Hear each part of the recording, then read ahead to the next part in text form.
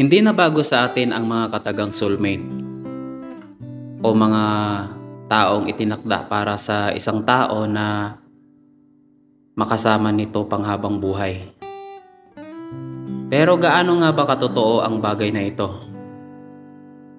Dapat ba tayong umasa sa dikta ng tadhana?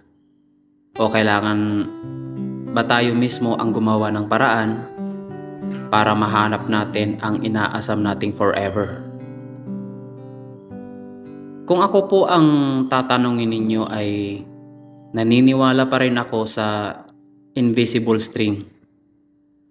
Naniniwala pa rin ako na kung kami pa rin ang itinadhanang magkasama at magkatuluyan, pagtatagpuin kami ng lugar at panahon kung andun yung pag-iintay at pasensya.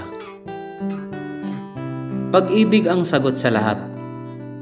Pag-ibig ang solusyon sa takot, sa pangamba, sa pag-alinlangan at sa mga problema. May tamang panahon sa atin.